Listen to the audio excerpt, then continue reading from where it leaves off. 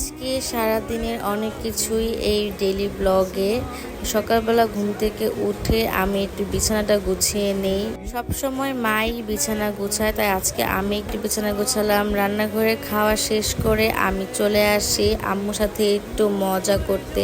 মায়ের সাথে আমার এই মজাগুলো সবসময় চলে। কিছু কাজ শেষ করে যে দেখলাম আম্মু এখানে মুরগি বাচ্ছিল, তাই আমি একটু হেল্প করতে গিয়েছিলাম। চাইলে এই রোস্টের ভিডিওটা আমি আপনাদের সাথে শেয়ার করব।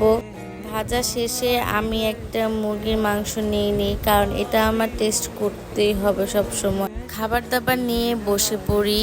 আর আমার মায়ের হাতের এই পোলাওটা আমার বেশ প্রিয়। আগে কখনো এভাবে খাবারের ভিডিও বানাইনি, আজকাল পেলে খাবারের ভিডিও বানাবো। জম্পেশ খাওয়া দাওয়া শেষ করে রেডি হয়ে যাই। আমি আর রূপন্তী আজকে গরুর হাটে যাব।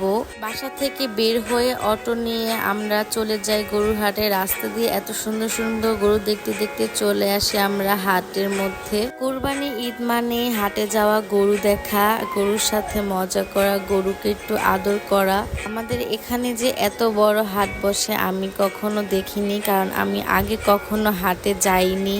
হাটের মধ্যে বেশ গরম থাকায় আমরা বের হয়ে নদীর পাড়ে এসে বসে অনেকক্ষণ। আর এই হাটটা ছিল নদীর পাড়েই। ও সরি, আমি তো একা আসিনি, সাথে আমার ভাইও ছিল, ও আমাকে নিয়ে এসেছে। ও কখনো আমার ব্লগে আসে না, আজকে হয়তো ভুল করে ক্যামেরার সামনে চলে এসেছে।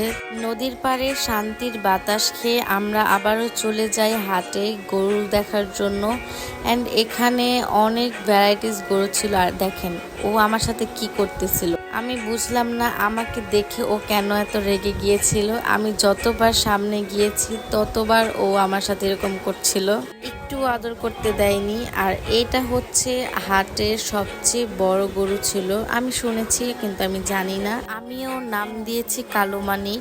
এখানে আমি তার সাথে একটু ফ্রেন্ডশিপ করতে চাইতেছিলাম, কিন্তু সে কেন জানি আমার সাথে ফ্রেন্ডশিপ করতে চাইতেছিল না। যদি ওরা কথা বলতে পারতো হয়তো আমাকে অনেক কিছুই বলতো। ওর চোখ থেকে পানি পড়তেছিল, আর আমার ওকে দেখেই পছন্দ হয়ে গেছে। আর আমি এখানে মালিকের সাথে একটু কথা বলতেছিলাম ওর ব্যাপারে।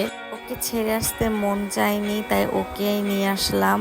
আর আজকে আমি যে কোনো গরুর দৌড়ানি খাই না, এটাই অনেক। দেখা হবে পরের ভিডিওতে। আমার ভিডিও ভালো লাগলে অবশ্যই লাইক কমেন্ট শেয়ার করে পাশে থাকবেন। আল্লাহ হাফেজ।